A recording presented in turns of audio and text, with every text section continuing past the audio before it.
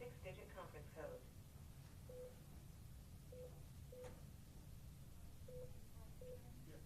Welcome to conference calling. The conference has not started. If you are the host, please enter your 4-digit host. We will now connect you to your call. You are the first attendee in this conference. The host has joined the conference.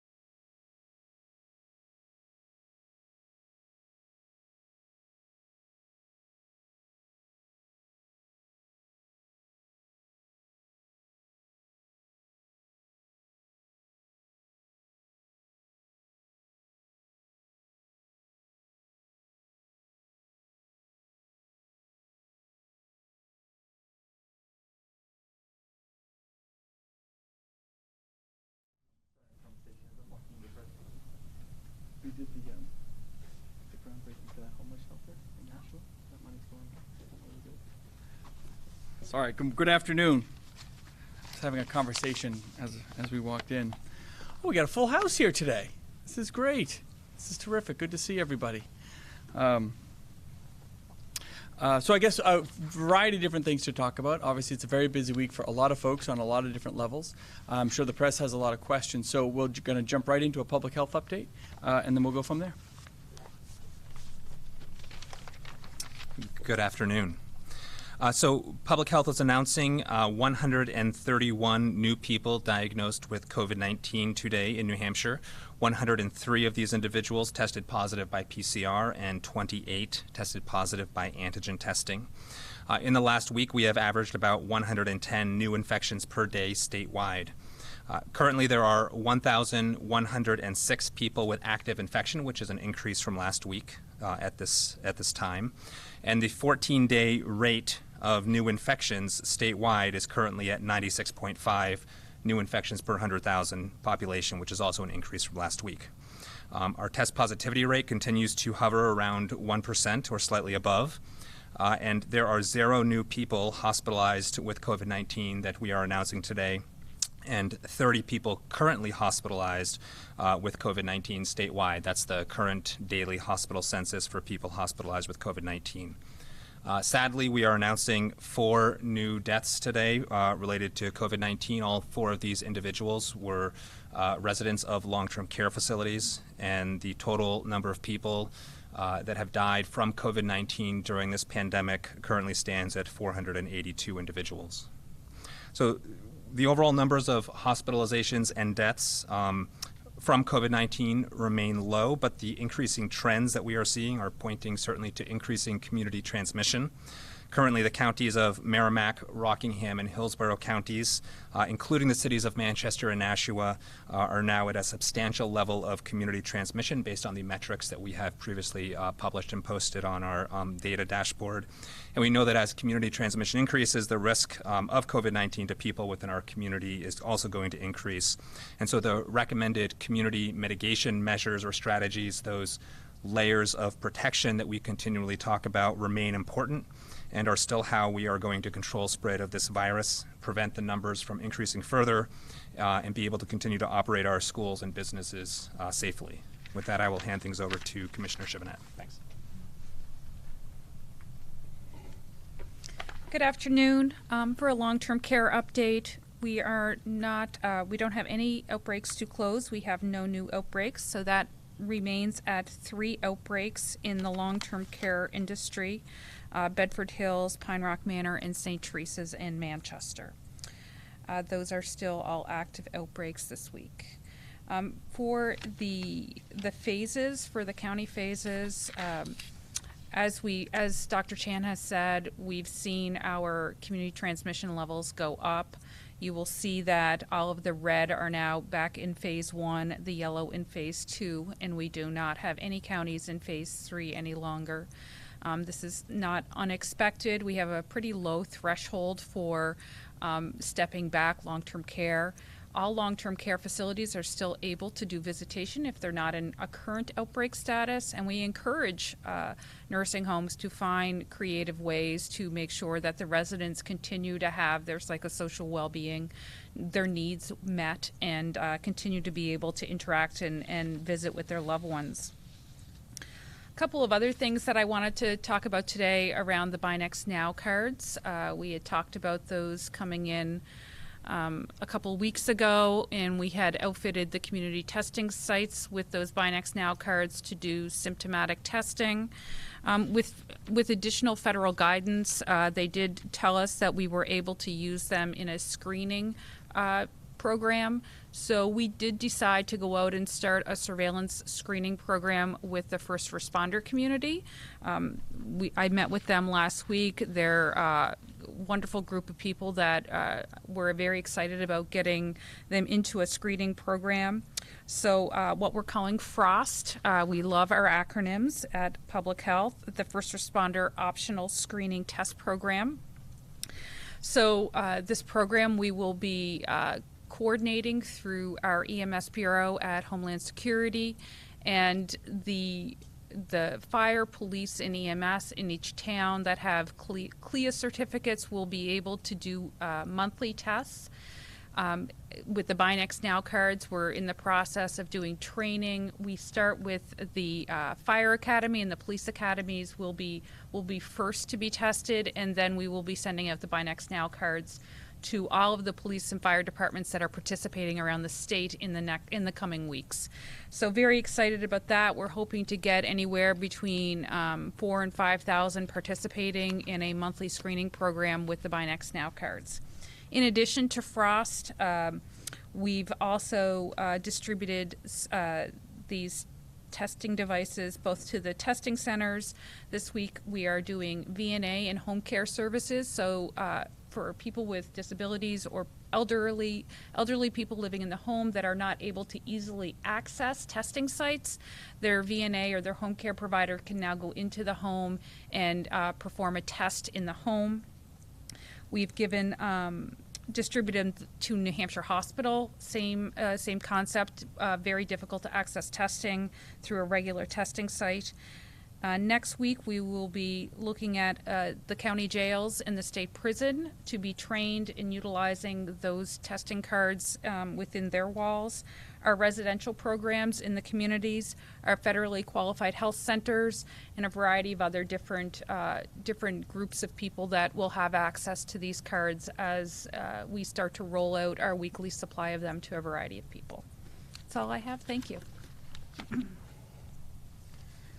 Terrific. Thank you, Commissioner.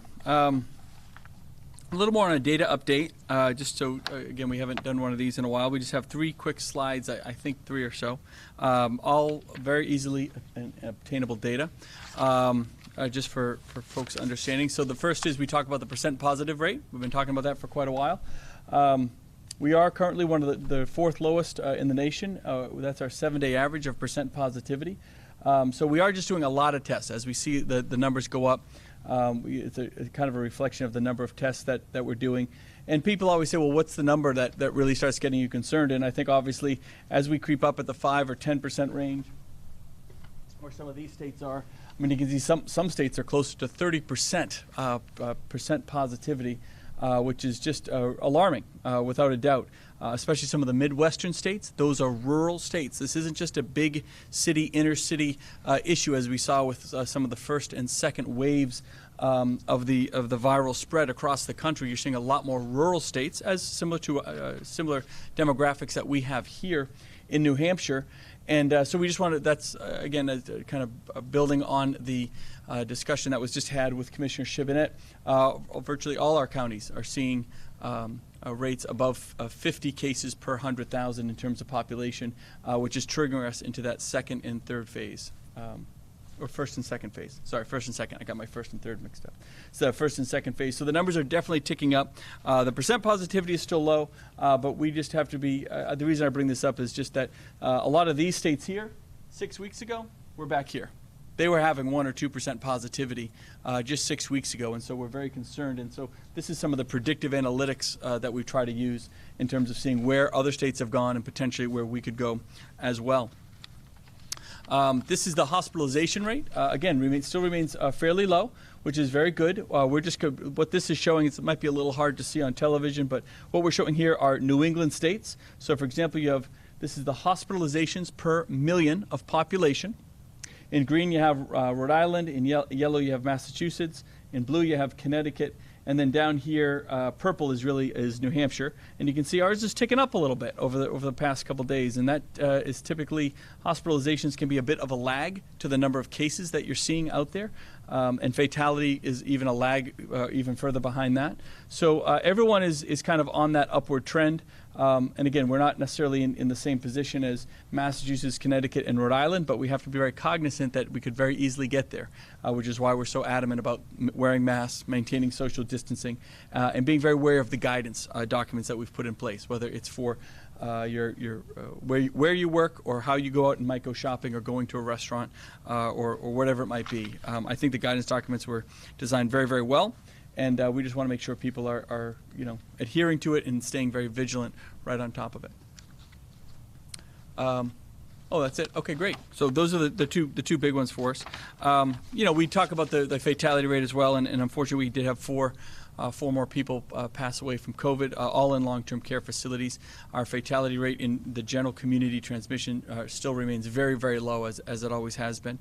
We still have 3 outbreaks in long-term care facilities, and we'll be monitoring those as we have been very aggressively. As was discussed, our very aggressive Sentinel testing program that already exists within long-term care facilities. We're taking that type of model and mentality further out using the Binex cards with the first responder program that we announced today. So again, that just helps us be, I think, a little more proactive about finding those that may be asymptomatic and still testing positive for COVID-19. Moving on, I want to talk a little bit about restaurants. Restaurants, as we know, as it gets colder, we have seen and more folks come inside because they just cannot sustain outdoor dining, the way they were able to over the summer. We've made provisions and used some of the successful models we've seen in other states, and whether it's the partitions or maintaining 6 feet apart. So we feel very confident that can all be managed very positively. But earlier today, the Economic Reopening Task Force did recommend a request that came directly from the New Hampshire Lodging and Restaurant Association. So the restaurants are making this request to us to require restaurants to collect some very simple contact information, being a name, phone number, and time of arrival from patrons at those food service establishments. So this proposal really seeks to help our state's contact tracing program and our team to get in touch with individuals who may have been exposed to COVID-19 more efficiently in those circumstances where COVID-19 may be found or existing within one of those establishments, as opposed to doing the larger public notifications, which we can still do. It just helps us pre-identify folks very, very quickly by having patrons basically just give us their name and phone number at those establishments. The process has worked very well in other states across the country, including most New England states have the exact same protocols, and this kind of information is already collected for those making reservations. So it's very similar to that entire process. So I don't think we're asking, and I don't think the Restaurant Association is looking to ask for anything outside of the norm. We just want to make it very simple for folks. We've always tried to really harp on making it simple for the consumers. I agree with this recommendation. I think it's a good idea. We've approved it. It will go into effect beginning this Saturday, October 31st, to give restaurants a little bit of time to prepare. Some restaurants might need a little extra time. It was brought by the industry, and we just, again, another example, I think, of the very good partnership that we've had with the restaurant industry as a whole. A few updates. First, our masks. So, this is pretty great. We are pleased to share that the federal government sent 300,000 masks for distribution specifically to schools across the state, 200,000 of which have already been distributed to school systems from Berlin to Nashua, Portsmouth to Keene, up and down and across the state. And as additional needs arise in the districts, obviously we stand ready to help. So that was a nice little bonus for us, so folks can have the additional PPE needed to maintain and ensure that kids can be in school safely. This allocation of masks further supports our efforts just to keep schools open and keep that opportunity open for those kids, knowing that there is so much opportunity and benefit to the socialization aspects, one-on-one, being able to work one-on-one with teachers on specific areas, and making sure that individual students aren't falling through those cracks. It's obviously an essential part of the infrastructure, and we just don't want cost to be a barrier. So all these masks are being available, being made available cost-free. And on the topic of schools as well, I wanted to take a moment to highlight some of the very good news announced by the Department of Education. And one thing that we knew back in March is that serving meals is such a big part of that school day, so important and vital and accounted on by so many kids. And so that was one of the biggest concerns we had as you go through a remote or a hybrid program, how you get those important meals. Sometimes it is the only warm meal of the day for some of these students. Since the onset of COVID-19 in March, schools have served over 6.5 million meals to students across the state. More than 4.2 million of those meals have been served free of charge to students, which is an increase of over 300,000 compared to the same period last year. We know that good nutrition is essential for students to learn effectively.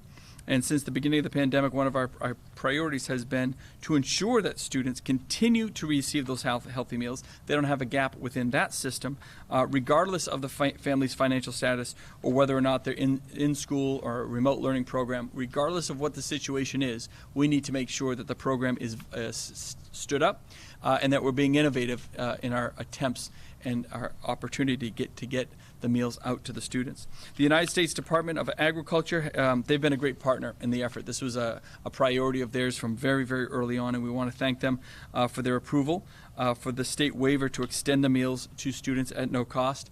They offered this waiver program. New Hampshire was the very first state in the country to take advantage of it, and I think the Department of Education has done a great job working with the locals and working with from the federal government all the way down to the local schools to make sure that this is a reality.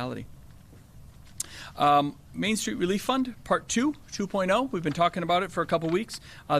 Just as a reminder, the application period for the second round of the Main Street Relief Fund, it closes tomorrow. So it's, again, takes about 20 minutes to fill out.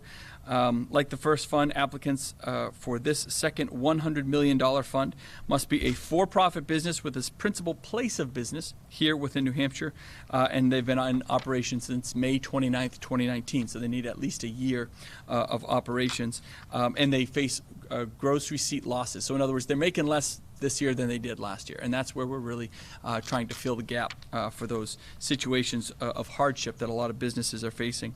So if you have yet to apply, the good news is that the application is very simple. You have another day to complete it. As of today, about 3,600 businesses across the state have already applied into that fund. And so again, once that application period closes, usually we need about a week to kind of sort through.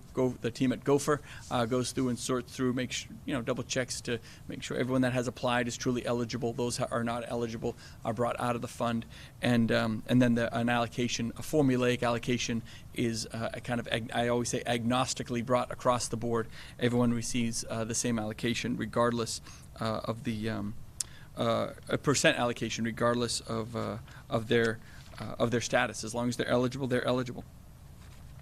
And then, obviously, this is a very big week in terms of elections. Everyone's been talking about the elections. I think I speak for everyone in America when I say I can't wait till it's over. And I hope it's over on Tuesday night, one way or the other. I don't know. I think a lot of us have our doubts whether that's going to happen, and knowing that at least at a national level, you have some states that are going to may have some challenges. Here in New Hampshire, we have one of the best, if not the best system in the country. We have a lot of confidence that our system is going to go off well. We've worked with a lot of different individual cities and towns to make sure they have what they need, they know what to expect, they understand the processes that we're putting in place, everything from safety processes to security of the election itself. We do have a long tradition of well-run elections, and this year will be no exception. To be sure, this election looks different, and it definitely presents different challenges. The COVID-19 public health emergency is here, but we are very lucky that just a couple months ago we held a primary election in September, which gave us all a chance to try some of these new procedures and protocols, and that election went incredibly smoothly, and that's why we have a lot of confidence that this Tuesday will also go just as smooth. The Secretary of State has secured and distributed PPE and other safety materials to local election officials. Working with Dr. Chan and the folks over at the Department of Public Health, the state has provided a lot of guidance to the election officials through trainings, written guidance to ensure that the proper protocols for COVID-19 safety are followed. Since April, we've made it very clear that the concerns surrounding COVID are a basis to request an absentee ballot. So if an individual has a concern over COVID, they can absolutely request an absentee ballot. And our message was very simple, that the people of New Hampshire should not have to choose between exercising their fundamental right to vote and protecting their health. And for months, as we've seen, voters have been encouraged to obtain absentee ballots. Additionally, the Secretary of State and the Attorney General outlined other means for accessible voting, including the accessibility of that voting process on Election Day itself. Our goal, again, is just very, very consistent to provide all who are qualified to vote the means to do so in a manner that protects their health. It sounds repetitive, but we just want to make sure the point is very clear. If you have concerns about your health, we've made provisions. If you have concerns about the process, we've ensured the integrity of that process and that your vote is truly counted. The technology, if you want to call it, that New Hampshire uses has really stood the test of time, and that technology is a pencil and paper. It has been tried and true for 200 years. We do it very well. It is unhackable. Secretary Gardner always says you can't hack a pencil, and it's true. And I think that's one of the reasons we don't overcomplicate the system. We make it very easy for folks, and I think that sometimes the simplicity, as a good engineer will tell you, sometimes the simplest answer is the best one. And in this case, it's something that has been tried and true, and we truly stand out across the country, as we did back in February with our first in the nation primary after Iowa, we'll just say, was not so successful. I think they're still counting votes out there, frankly. We got it right, and we nailed it. And the whole country, I think, took a big sigh of relief and said, okay, this can be done and should be done. And I think we raised the bar a little bit for all these other states to make sure that we have that, they have that, hopefully that same integrity of the process that we do. We're going to have folks from the Attorney General's office all across the state in the voting locations being able to answer questions and take care of any issues. They always do a great job, but there's a heightened sense in this election because of COVID, and so we're going to make sure that we have enough folks out there and, to be dispatched. Attorney General Gordon MacDonald and Ann Edwards are both here today, and they can answer any of your questions that you may have on the voting process or procedures, the flexibility. I've been out across the state over the past couple weeks. I've talked to moderators and town clerks, and I have to say I've heard nothing but actually rave reviews for the individuals who have been just working tireless hours in both the Secretary of State's office and the Attorney General's office, Secretary of State Gardner, Bud Fitch, the whole team, just really doing a great job treating people as individuals, answering those questions one-on-one, and understanding it's not just part of a big system that mandates and dictates from above. We really are working with folks to make sure that it goes off as seamlessly as possible. I guess, there's one more. I guess there's one more thing we can talk about there, and is just the hotline. So if folks do have a question on Election Day, the Attorney General's office will be operating its election hotline, which is both open to voters and election officials. So regardless of your situation, you can use the hotline. It begins and opens at 6 a.m. on Election Day. The election hotline number, as you can see on your screen, is 1-866-868-3703, or I probably should have said this first, 1-866-VOTER-03. Voter, I see that. Oh, I get it. I didn't quite get that at first, to be honest. VOTER-03. And you can also reach them by email at electionlaw@doj.nh.gov. And for those who are voting in person, we just want to ask for folks' patience. We're hoping, we don't know exactly what the weather is. Right now it looks like it'll be pretty good, so that's good. The lines could be a little longer. We're going to ask to make sure that people are spacing themselves out. We're going to ask that people appreciate the provisions that are being made for folks in terms of wearing masks, provisions if you don't want to wear a mask or there's a health issue why you can't wear a mask. And there's a requirement. That provision is still there. Will be additional provisions made for those. So no one will be turned away. There'll be an opportunity for everyone, and every vote will be counted. That's the real important piece here. And if you have any questions, you have the hotline number right before you, the 868-3703 number. And we're here just to be able to talk to folks one-on-one and make sure that the whole process goes well. So I know that was quite extensive. Obviously, I think the voter stuff is pretty important. It's 1 day a year or 2 days a year with the primary. And this year, there's just a lot of heightened concerns for a variety of different reasons. But I got to say the team just did a great job this year to make sure we took care of that. With that, we can open up for questions. Good afternoon, Paula. How are you? Nice to see you. I have a question about guns at the polls. Do you have a message to people who would be carrying guns that there may be people who would consider that intimidation if There's no change in our rules surrounding firearms at polling locations. Nothing has changed. Quick opposite story. Yesterday, members of the tourist Attractions Community met with Senator Shaheen to talk about their dire situation. They are worried that they're not going to be able to keep their full-time people employed over the winter.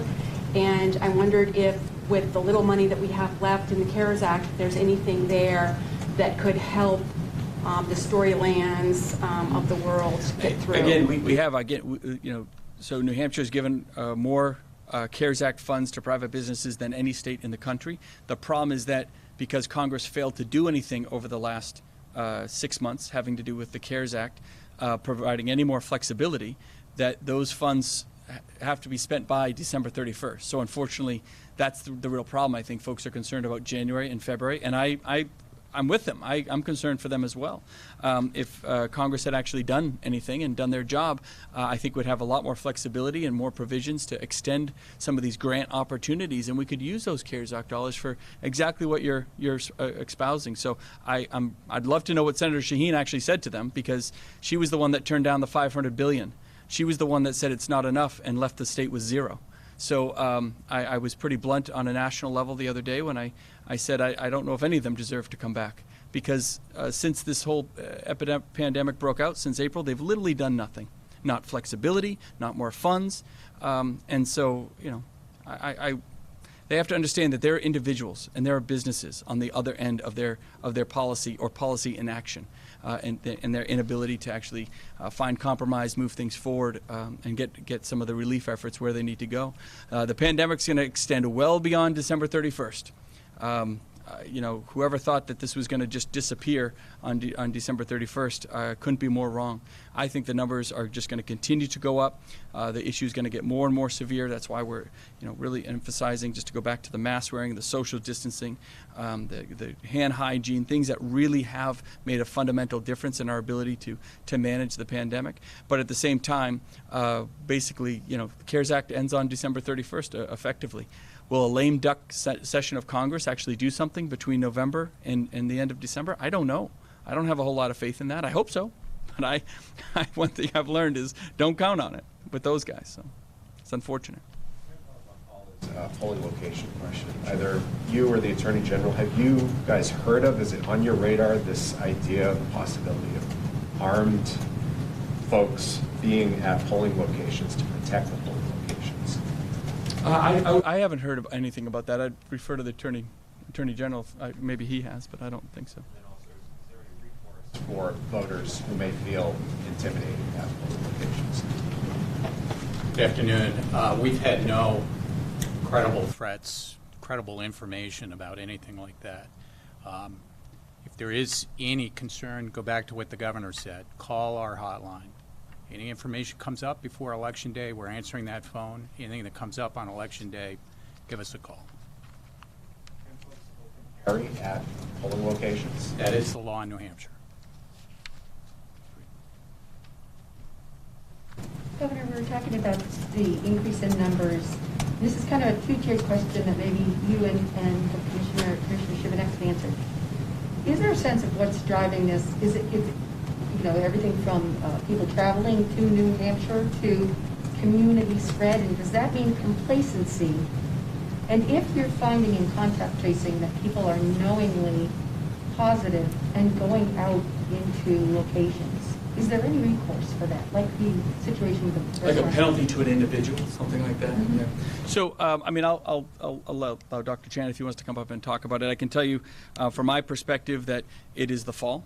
Our immune systems become a little more suppressed for a variety of reasons. We come indoors a little more. We're in more close contact with folks. We're not out in the fresh air as much. And that's a big contributor to it as well. Do I think that there's some complacency with folks? Yeah, I mean, it's COVID fatigue. We keep using that term now, but I think that's very real. I don't know many people who leave their house without a mask in their back pocket, so that's the good news. People do have it readily available. I think people understand what we mean when we say social distancing, and I don't think folks are fighting back on that as much as you might have seen early on. They understand what it means and that it's not about us as individuals. It's about who we're around, and maybe not appreciating or knowing the health situation of folks that might be around us. So I think folks also, while there may be a little complacency, I think folks also understand and have a better understanding of how their actions can affect others. So it's that time of year. It really is. The flu's increasing, the common cold is increasing, COVID's increasing. I'll let the real epidemiologist answer any further questions in terms of what else might be driving it. But That situation though, or with someone knowingly going into a location, knowing they're supposed to be in isolation, are there any kind of... I mean, right now, so from a penalty situation, that's really handled by the Attorney General's office. But right now, I don't think there are any. You have to. That's a very slippery slope if you start going down a path of if somebody went out and they knowingly infected folks, or whether they didn't know what they knew and when, and that level of infection, who they actually infected, were they responsible or others? It's an invisible virus, right? So it's very hard to determine exactly, precisely sometimes. And sometimes you can. Sometimes it's very clear. Oh, I was with Uncle Bob. Uncle Bob had it. Now I got it, right?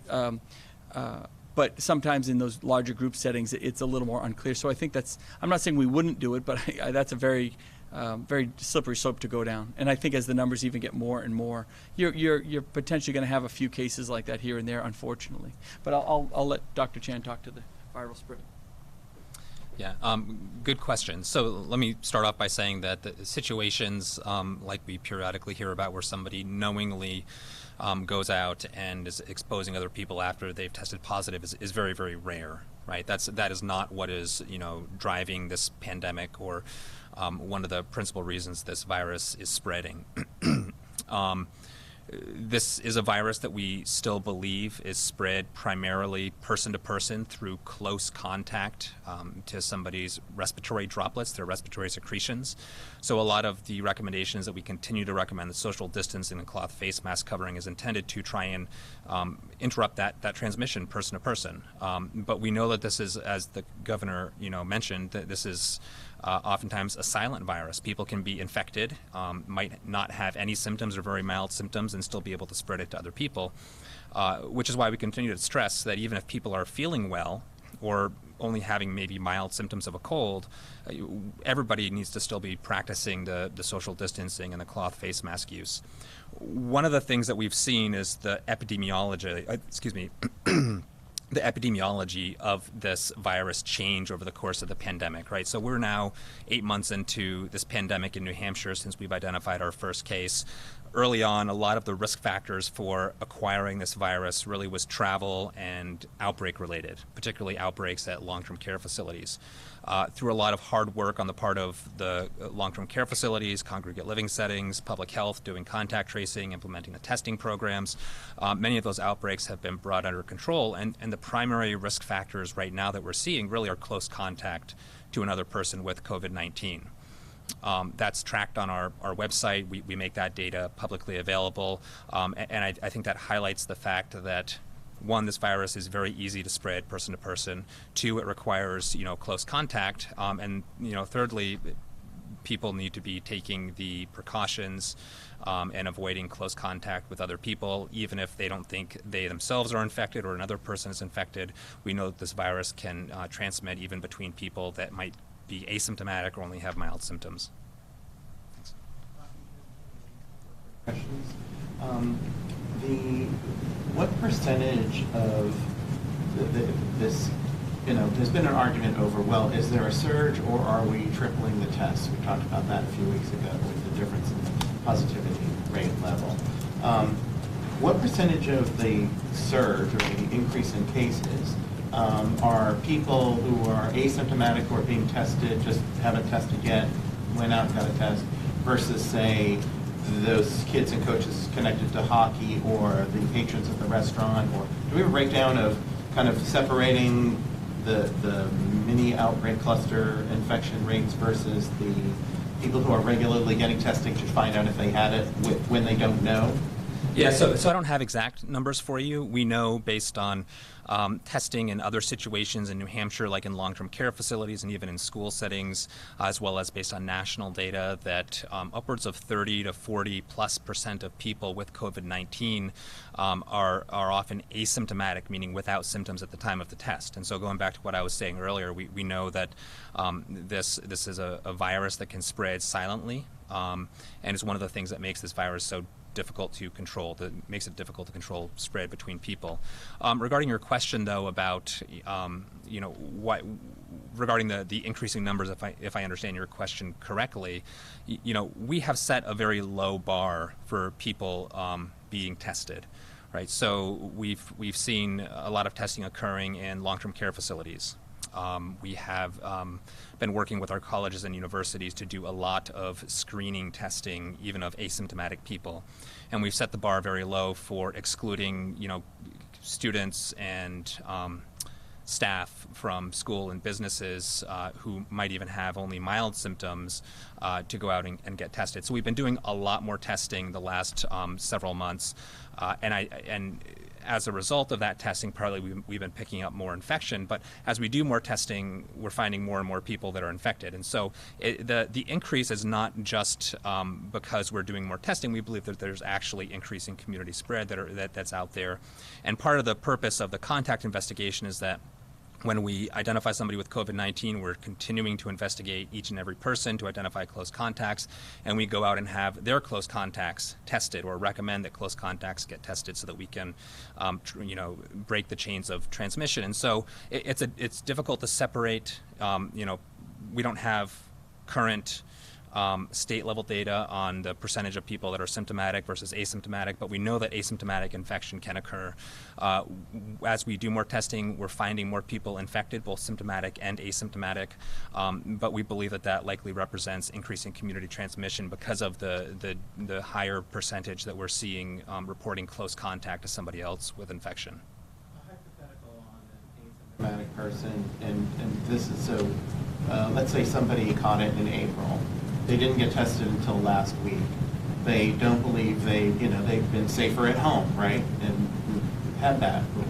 So they would then get a notification to quarantine for 2 weeks, but technically they've had the virus for all of that time, potentially spreading it or not potentially spreading it. Where does the 2-week time period by which they quarantine come into play, where, okay, you found out that person was tested positive, they were quarantined, but they've been out and about or quarantined for months and still tested positive, even though they may have had a contact in April or March, or whatever.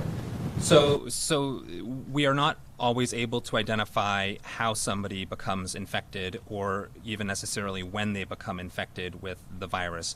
And there's different testing technologies that are out there. It's very, somebody would be exposed back in April, for example, and test positive by these nasal swabs that we're doing to detect active infection. That is highly unlikely. We have seen instances where people can have prolonged detection after they initially test positive. Like that's, we believe that that's not likely live virus that's able to be transmitted to other people. But we address those on sort of a case-by-case basis. But if somebody tests positive for the first time, even if they are asymptomatic, likely that indicates recent infection with the appropriate test, the appropriate swab. And so that person who tests positive is going to be required to isolate. And then we're going to contact that person to identify close contacts so that we can get them tested and put them under quarantine. And lastly, recently, 2 or 3 weeks ago, there was a university study that had said, that was doing polling of people who were infected back in July, and found that I think it was around 74% of the people who were questioned said they always wore a mask in public, or nearly often wore a mask in public, and still became infected. Are we collecting that data during our contact tracing process, and do we share that with universities so that they can, so that a part of those numbers were New Hampshire, or are we seeing that? Yeah, so again, it's very difficult to identify how somebody necessarily contracted the virus. Oftentimes we're not collecting down to that level of detail when we're doing our contact investigations. We're we're asking, going back a period of time to ask about potential exposures and who they may have exposed. So we're not, for the sake of efficiency, we're not going back and asking about, months and months of activity and whether they were wearing masks. But I think that situation you highlight also highlights the fact that this virus can spread so easily. And so even if somebody is, doing a good job of wearing masks when in public and trying to social distance, if a person's household or their roommate, for example, comes down with the virus, can then spread to others in close proximity that the person might normally come into close contact with. And so that's how these types of viruses spread. That's how these pandemics are propagated or transmitted, is person-to-person spread. And so the goal is to try and build in the layers of protection so that if somebody becomes infected, they either don't spread it to anybody else or limit the number of people that then they're spreading it to. Thanks. Question about your reaction to the governor's decision to have restaurants create these lists, and what effectively, in terms of timing, can we stop a spread with this kind of information, or is it just going to just be an additional Yeah. So again, this is something that the state has been working with the Restaurant and Lodging Association around, trying to implement additional protections and precautions into the business operations. So this is a welcome change, I think, from the public health standpoint into the guidance, because any information that we have in terms of who might be a close contact greatly facilitates our ability to do the contact tracing. So a lot of the public announcements that you've heard over the last couple of weeks announcing potential exposures at restaurants is because we can't be assured that we know who's been in proximity to that person with COVID-19 while they were at the restaurant. And so in those types of situations, we rely on press releases to try and identify additional people. If we had the names and the contact information of at least individuals in the party that we could reach out to who were in proximity of someone with COVID-19 in a restaurant or a lodging setting, we may not need to do those types of public press notifications. We would be able to reach out individually to the people that were in the establishment. And so any type of information like that we can get is welcome from the public health investigation standpoint. From the public's perspective, we'd like to have a list of the restaurants, because I had a situation this week where my husband's law partner went to a restaurant which was not named, and now everybody is wondering, what's the level? We haven't gotten any public information about the closures in Plymouth, and that's been 5 days now, 4 or 5 days. Can you explain? I think it's important for people to realize that we will do, and the commissioners talked about this before as well, that we do public notifications when there is a request to the public or an action requested of the public. For example, if we're not able to identify everybody that may have been exposed to someone with COVID-19. A majority of the time, through our contact investigations, we are able to identify people who have been in close contact and do the individual outreach. So most of the time, there's not a need to do a public notification, because the majority of people that might have been in a particular location are not at risk. We don't consider them at risk. I think it does highlight an important point, though, which is as community spread, as community transmission increases around the state, there will be an increasing number of people, increasing risk to individuals in the community, and you're not always going to know who may or may not have COVID-19 in your community, which highlights the point of needing everybody all the time to be practicing social distancing and cloth face mask use when in public settings, because we don't know who has COVID-19 all the time that we're out in the public setting and coming into contact with other people. Just follow up with that real quick, but is it fair, though, for the public or the press to have to rely on the restaurant to tell us that, hey, we're closed this week because we had a COVID infection, or versus, and we appreciate you letting us know so that we can let people know, but if the restaurant doesn't tell us and you don't tell us because you're able to find everybody, we don't know, and we don't have the choice of being able to say, whether it's the press or the public, to be able to say, X restaurant was really busy, there were 100 people having drinks and not wearing masks, and I don't really want to patronize a place that isn't going to be a little bit more careful and follow the rules compared to... So each situation is different. And sometimes it takes a little bit of time for public health to do the contact tracing and get the information that we need. So there are situations where the restaurant, while we're doing the investigation, may take the step of making some public announcement and closing. On the backside of that, when public health does the contact investigation, if we feel that there is a need for public notification, we will do so, which you've seen play out over the last couple of weeks. But if we determine in the course of that contact investigation that we're able to identify everybody that was in close contact and there's not a need for a public notification, then we may not do a public notification. So, I think what you're sometimes seeing and experiencing in the public setting is the investigation process play out, where the restaurant, the business is taking a proactive step of, closing down, maybe notifying patrons or the public while public health conducts the contact investigation. So it's really a partnership between public health and the different businesses and organizations, schools, long-term care facilities in a community, and each situation oftentimes will dictate a different response. Ice hockey is returning tomorrow. What level of confidence do you have that there are not going to be clusters that we found before? And could you speak a little bit about the public's response to the testing requirement? Sure. Well, again, I think we've put new guidance into place for hockey. I think we're confident that it can work, but they have to follow the guidance. The guidance is designed to be successful, but it's all incumbent upon the rink owners, the teams, the parents, the players themselves, the adult teams. There's adults that play hockey too, a lot of those. Everyone has to follow those rules, and everyone has to get tested, and that's it. And the response, I think, has been fairly positive in that folks know. I mean, I've had a lot of parents call and say thank you, because they were feeling pressure to keep going into a situation that they didn't feel comfortable with. And I think a lot of folks understand this is a way to hit the reset button and hopefully save the rest of the season. But if it's followed, I think we can be very successful. The testing is mandated, but Yes. players are still allowed to get tested through November 6th.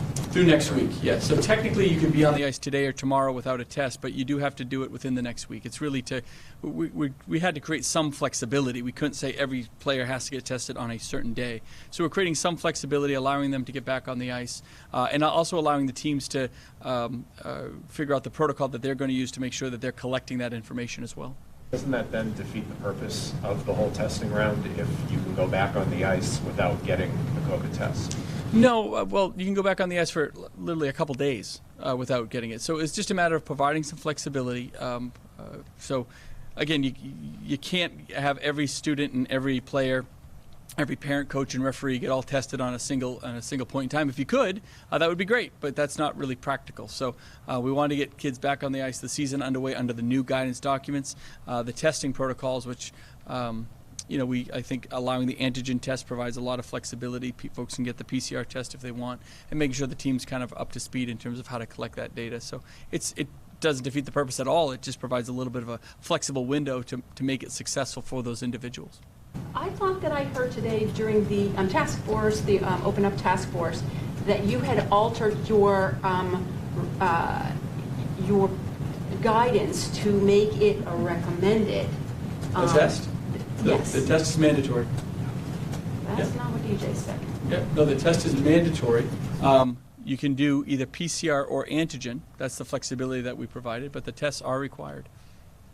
I think one of the surprises with the primary was that the results were almost normal. In other words, Are you talking about February or September? I'm talking about September. September, yes. That the numbers came in almost at a time when they usually come in. Do you think that's likely on Tuesday, or even here, is it probably going to be later when we actually know? I'm just kind of guessing. I'm going to guess it's going to be a little late, maybe a little later. But I was pleasantly surprised. I think we all were that I'm rounding here. I've gone through a few different elections. Usually about 90% of the cities and towns are reported by around midnight-ish, something like that. Maybe that goes a little later.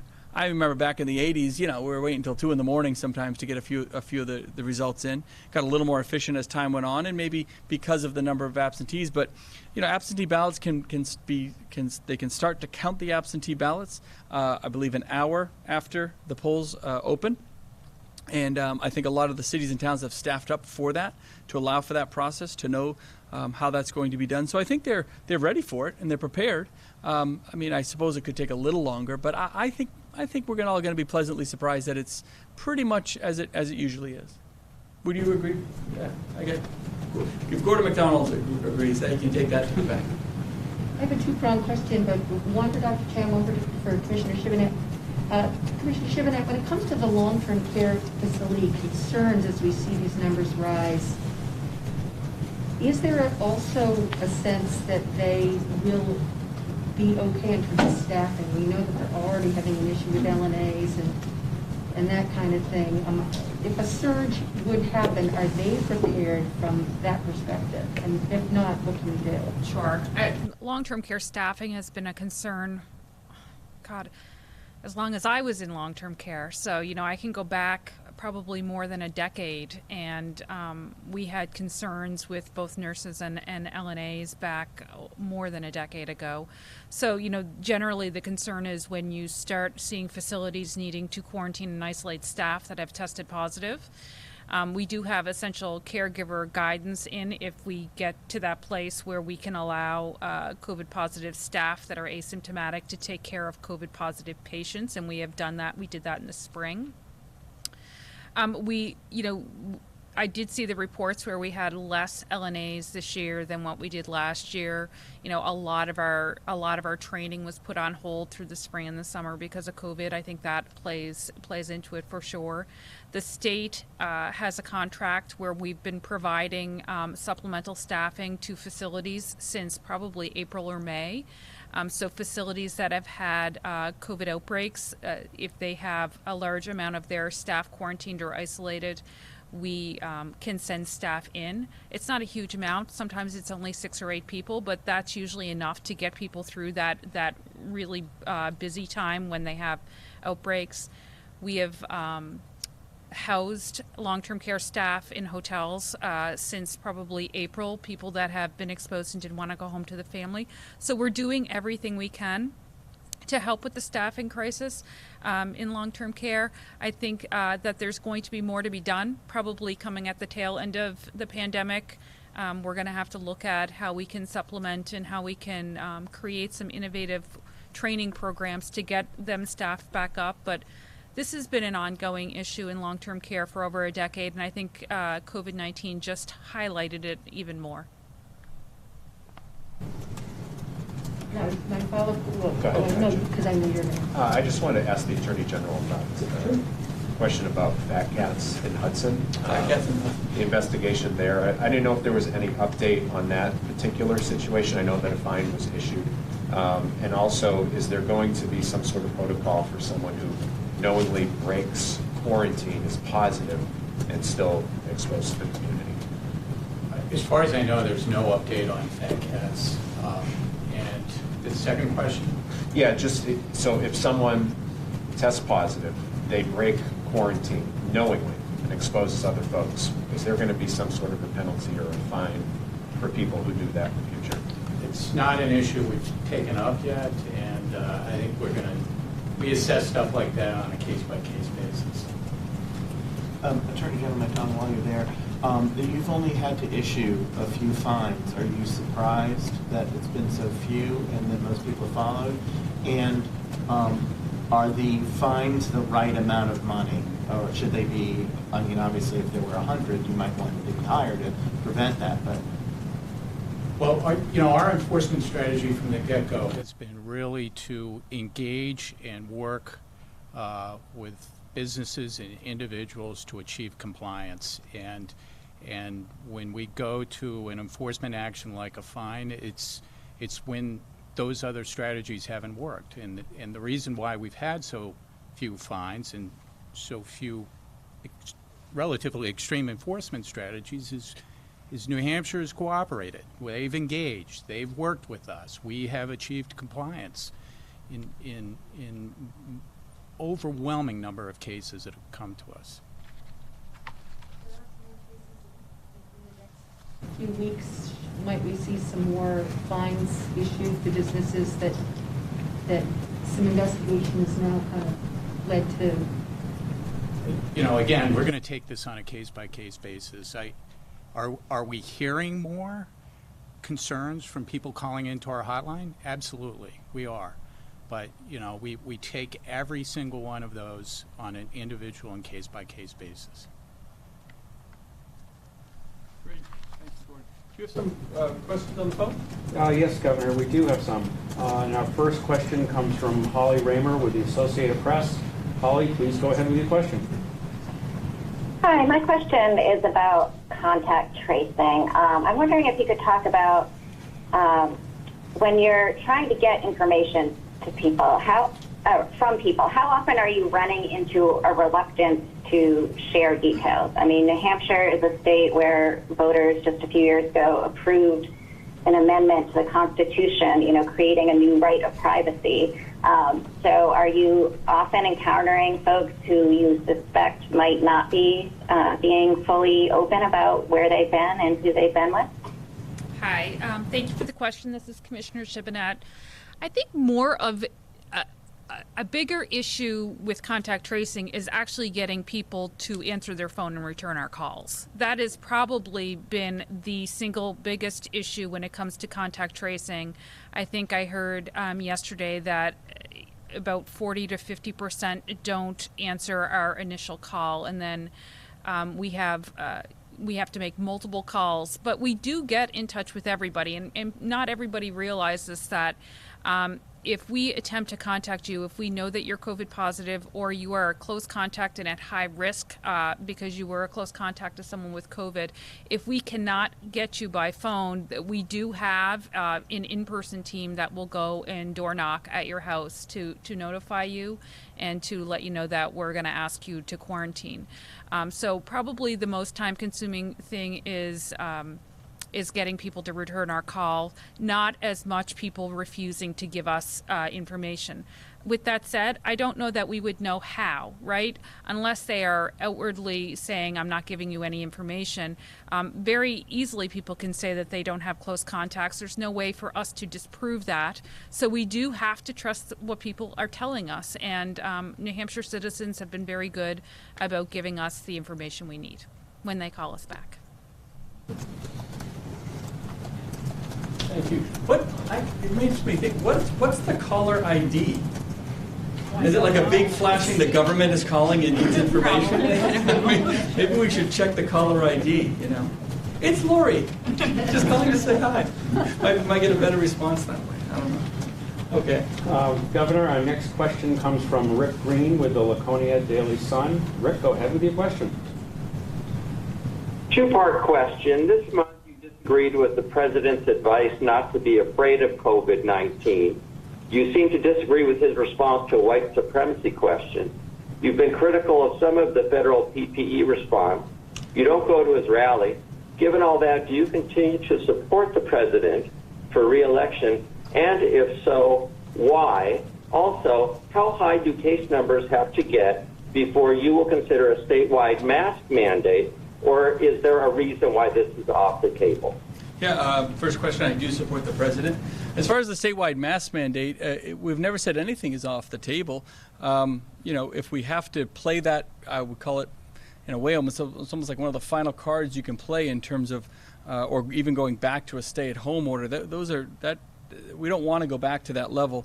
But regionally, when you look at the state, what happens in the southern tier and what happens in other counties can be very, very different. So we've always been very supportive of any locality that wants to implement a statewide mask mandate. That's their choice, and we are supportive of that, knowing that certain cities and towns, especially in the southern tier, just have such a much higher prevalence of it. And there's over 50% of our cities and towns in New Hampshire that have no COVID whatsoever. So from my perspective, I really have to make the decision to do that and to play that card on a statewide level, and we're just not there right now, which is the good news. With 1% of the folks just even being tested, about 1.25, 1.3% of folks being tested at a positivity rate.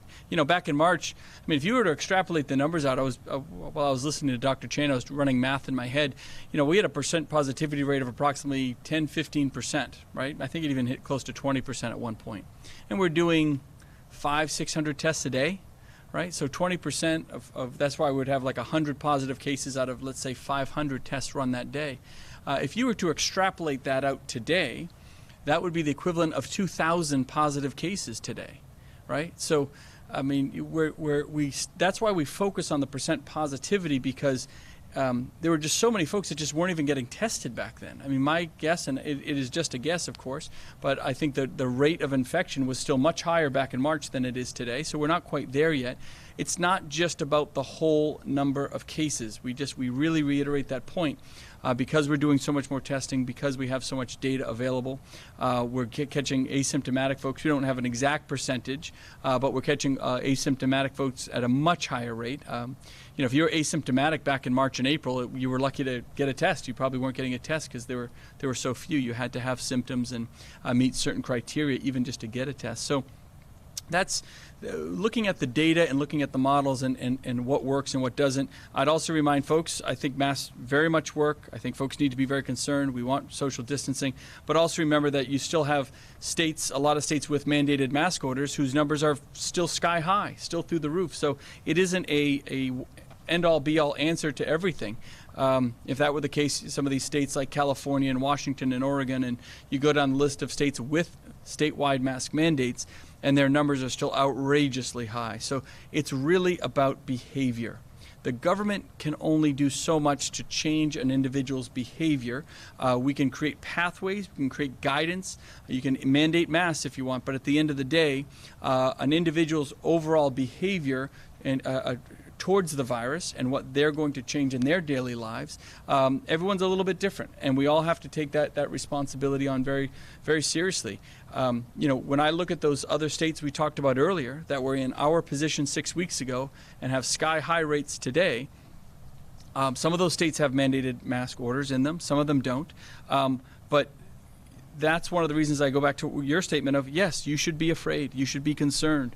When you're deciding to make plans for Thanksgiving, when you're deciding to make plans to meet with friends, when you're deciding how you're going to interact, whether it's going grocery shopping or out to dinner, whatever it is, you have to make the best decisions for yourself, but also make decisions given that we are still well in this pandemic. It is not going away anytime soon.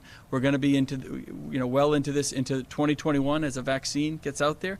Folks will have some flexibility, but it's going to be a while. It's going to be a while, and so anything we can do to, I think, just reappreciate where we really are, where we're potentially going to go. The numbers are going to keep going up, I think, for quite a while, and we can manage it. We can manage it all the way through, but we all really have to take that responsibility upon ourselves in terms of what behaviors we're going to change in our lives to make sure that as a state we continue to manage it as a whole. And Governor, our last phone question comes from Michael Graham at the New Hampshire Journal. Michael, go ahead with your question. Thanks so much. Two questions. The first one has to do with the restaurant mandate you just announced about gathering information from customers. Do you expect restaurants to turn people away who decline to give their name and contact information? And do you expect either police or the health department to punish or sanction restaurants who decline to gather the information? That's my first question. Well, I would say this was a recommendation and request from the restaurants, from the Restaurant Association. So I would think that they're the ones making the request to the state to require this. So I would think that they're well on board. I don't think we're looking to send police out to restaurants who aren't doing it. Would probably lean on the Restaurant Association to work with their membership to ensure that it's being done exactly as they designed it to be. I mean, it helps us because it helps, I think, streamline the contact tracing process. It helps them because it potentially gets rid of some of the wider public notifications. We can be very quick and explicit about how we go about the contact tracing. So given that it's their request, I definitely expect folks to comply. We're not looking to punish people per se, but I think as those cases come up, we can take them on a case-by-case basis. We'll keep working with the association to make sure they're working with their membership to implement the guidelines and the rules that they've now requested of us. And then the second question is, your fellow Governor Gavin Newsom in California has issued restrictions for Thanksgiving, saying no more than 3 different families can be together, a brother, wife, sister, wife, that kind of thing, that masks must be worn inside, except for immediately while eating, and that Drinking, singing, chanting, and shouting are strongly discouraged. Do you plan on singing at your Thanksgiving this year, Governor? And more seriously, do you plan on issuing any edicts or restrictions to New Hampshire on how they can gather for Thanksgiving as California has done? I don't sing at Thanksgiving, I can tell you that. I'm not going to comment on Governor Newsom's edicts, so to say. I can simply tell you here in New Hampshire, we're going to keep a very strong message of making sure people take their gatherings responsibly. I can tell you what I'm going to do. I'm from a large family, from a very large family, 7 brothers and sisters and dozens of nieces and nephews, and often we'll all get together, whether it's for Thanksgiving or Christmas. Christmas is right around the corner as well. This year we're kind of all doing our own thing, right? We're keeping it separate, keeping it in our smaller immediate families, because there's just no need to take that risk. I think it's a small sacrifice to say we're not going to travel, we're not going to get involved in large groups. All the kids go to different schools. All the parents work for the most part in different locations. So that just adds that domino effect of risk that you're bringing into play. I have elderly parents, they're 81. I know my father still thinks he's 29, but he they're a little bit older, and we have responsibility to them and who they might come in contact with as well. So, it is really a domino effect, and we're asking people to make these sacrifices. I don't think they're so severe that they can't be managed at an individual level. And be smart about what you do. Be smart about wearing masks, maintaining social distancing when you can, staying within your immediate family. Those are the types of things that we're going to encourage, but we don't have any plans to mandate what happens within your home per se. Okay. Follow. I'm sure there's good follow-up there. Actually, we want to talk about trick or treat. What are you going to be? What are you giving out at your house, and what is the advice you give to people across the state? So what am I going to be? There's a little controversy in my house what I'm going to be, because often I don't get to choose what I am. Sometimes Leo or my kids will kind of dictate what they're going as. Yes, Leo's my little guy, my 8-year-old, so we're going to have some fun. I don't know exactly. It's still a little bit up in the air. I was told I should be Mink the bear or maybe Frankie the fox. The animals. We tend to be very into animals in our house. I can tell you we give out, we kind of have 2 choices in terms of chocolate. I'm a Hershey's, Reese's Peanut Butter Cups, Kit Kats, Hershey bars, Hershey, and always the miniature size. The big ones, that's just arrogant. I don't know, that's just, I don't go for that at all. Nobody should, by the way, but that's just personal, just speaking as a neighbor. And then we always have the basket with the Sour Patch Kids and the Swedish Fish and the more fruity type stuff as well. Yeah, but I went all out. I have to say, it's been a bit of a stressful couple weeks, past or 8 months, however you want to put it. And so I did go out. I was late at night. I'm sure I kept my family up to the wee hours with the power tools. But I built a little graveyard. And it was a nice stress relief. I actually went all out on my Halloween decorations this year. So we have tombstones and graveyards and ghosts and all that kind of stuff. And I went and got some lights. So I normally don't do that, but I'm getting into the Halloween spirit this year for sure. And we're building a little chute, just to keep the 6 feet. It's fun, actually. I think it's pretty cool. I love the idea of sending candy down a chute into the kids' bags. I think that'll be pretty cool. Through a little trick-or-treat skeleton head. So people are being very innovative, right? I think they are. So you can do it safely. We want people to be safe, wear masks. It's for a couple hours. It's mostly outdoors. I think the weather will be nice. We want people to be safe. And it's a two-way street in terms of the safety factor, too. If you don't feel comfortable going out, don't go out. There's lots of innovative ways to celebrate Halloween if you don't feel comfortable going out. And if you don't want people coming and knocking on your door, don't turn on the light, right? So it takes 2 to tango, so to say. But I think it can be done safely, and everyone can still have a good time. Quick question for Dr. Chain. When it comes to the hockey testing, are you able to break those numbers out? Because it would seem that would be a real good opportunity for some surveillance testing. You're talking about thousands of people in a sort of similar scenario. So are you breaking that data out at all? Good question about the hockey testing. So we are asking. So actually, a couple points here. When people go and register to get tested, we are not asking why they're getting tested. We don't generally ask why people are tested. So all of the people who are negative and being tested because of the hockey requirements, we're not collecting data on that. But if somebody is positive, we are asking whether they're getting tested and associated with hockey or not. So there may be some information and data forthcoming about the number of people testing positive who are associated with hockey or indoor ice arena sports. But I don't have those numbers currently for you. Yes, thanks. Governor Sununu, during the presidential primary, I got to speak to a number of the candidates during the course of the First in the Nation, and basically had, I let them give them spiel, and I had them one question for them, which was, if they were elected, what would they do to heal the national divide? There's been a lot of discussion and questions from the press to you about Donald Trump, and people have said the last 4 years has been a lot of civility, but anybody over the age of 30 knows that this divide has been with us for a long time. 9/11, the Bush-Gore election, when your dad was in the White House, it goes back quite a bit of time. Lately, it seems as that has really trickled down into the state level. Maybe not as bad as the national level, but there's still a lot of that.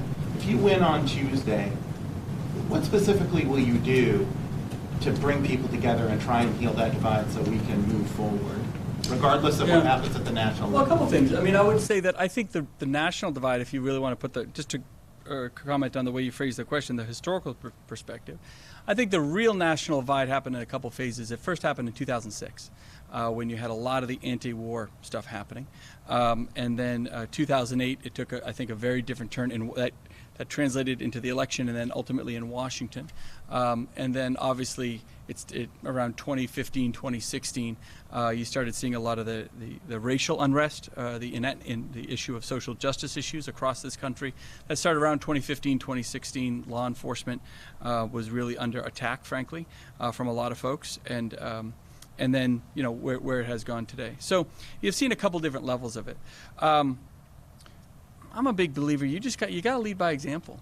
You got to lead by example. You got to just call the balls and strikes like you see them. I'm not saying everyone has to be an independent. Everyone has to be down the middle. It's okay to be a strong Republican or a strong Democrat. That's perfectly fine. I think culturally, right? It's not just politics. It's in our culture. Just how we talk to folks. I think I've always said, people have heard me say that social media is the bane of human existence, right? It's the worst. I use it all the time, and I'm telling you, it's terrible because somehow along the line we got to the point where we thought it was okay to talk to someone in this negative way, to the cyberbullying and all of that kind of stuff. We thought that if we're not looking at them in the eye, we can say whatever we want, and you can't. You really can't do it. So if you've seen just from the political side, my campaign is positive. I don't do negative ads. If you see what we post online, we don't talk about our opponents in negative ways. We talk about policy, of course, policy differences. That's fine. But, we really try to stay above board on all of it in a very positive way. And so I just try to lead by example. That's all you really can do. It doesn't mean I'm going to change my policy positions or my philosophy or anything, but I always try to approach things with a smile. I always try to approach things with an open mindset, and the issues that really need to be addressed are ones where we just throw politics aside. I'm one of the only governors in the country that has to get elected every 2 years. Phil Scott's the other one in Vermont.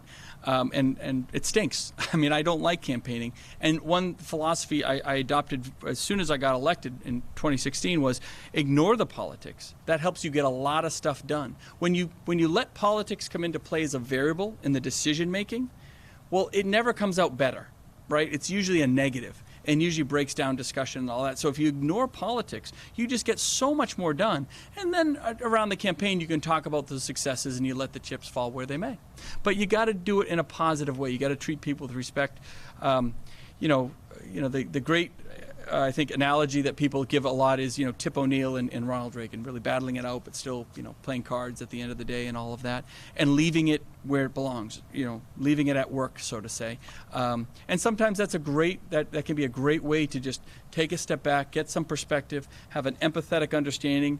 The vast majority of folks that are in Congress, as frustrated as I am with Congress and doing nothing, they ran for office. They want to help. They believe strongly in where their positions are will help our country, just like our local House and Senate. People believe very strongly, they're not there for the most part, I can't speak for everyone, but for negative reasons, for nefarious reasons. They really just want to help their communities. We might just have a completely different understanding and path to go about it.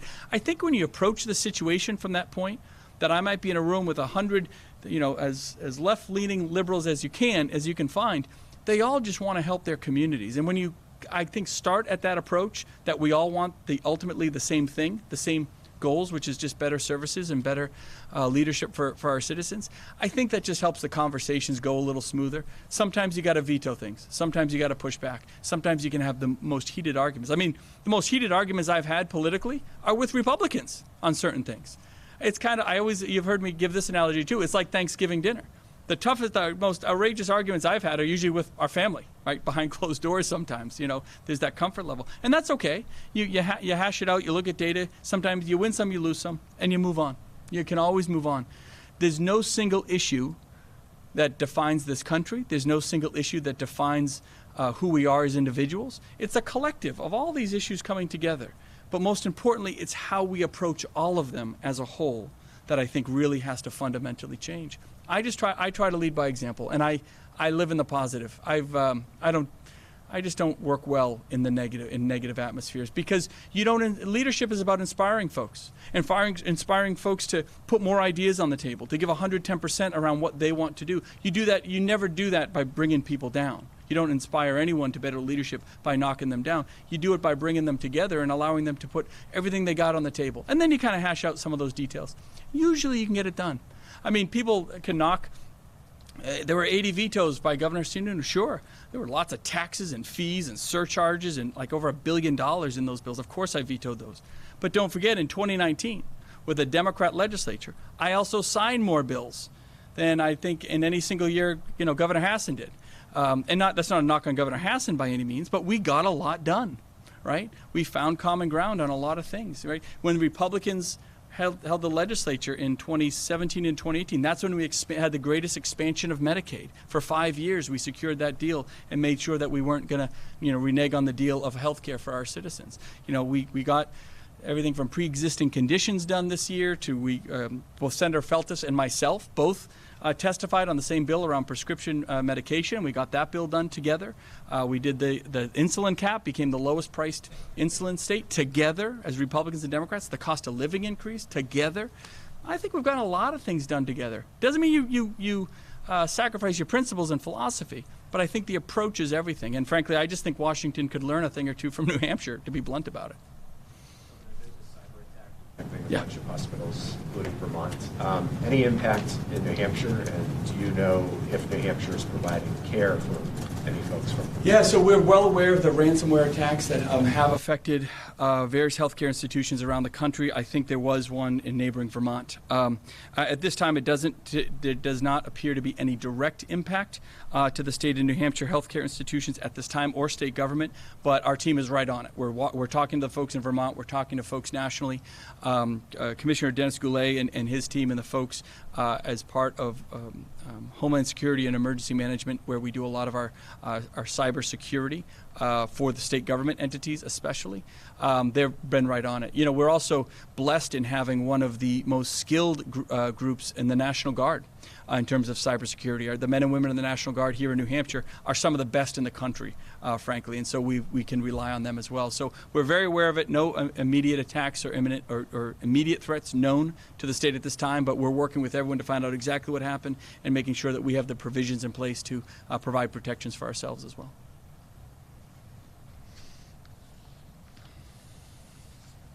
Okay, wow, that was a long one. We appreciate it, but there's a lot going on.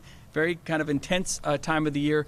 But again, I think if we all just remember what New Hampshire's all about and keep our heads about us, both through the election, with COVID, responsibility to our families and coworkers, and stay positive amongst all things, I think those are a lot of the ingredients in the recipe to our success. So we'll be back with another press conference next week, next Thursday. We'll see what everything looks like by then. I think we'll all be thankful that the election's over.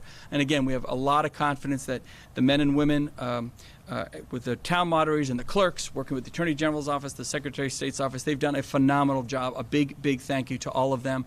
There's a hotline if folks have any questions about voting, but we want folks to go vote, regardless of Republican, Democrat, Independent. Please, please, please go out and vote. It really, really is important. It's the most important part of the process is the ability for the citizens to engage, and we take, frankly, a lot of pride, not just pride in that, but we're having the most representative body of government in the country.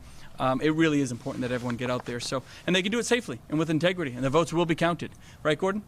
He says they'll be counted. We're going to be good on Tuesday night. Thank you guys very much. Have a great Halloween. Not Thanksgiving yet. Halloween, Paula. And I will let you know what I decide to dress up as. I'm not sure I will send you a picture. Maybe I'll send you a picture of my of the graveyard or something, but we'll see. Thank you guys.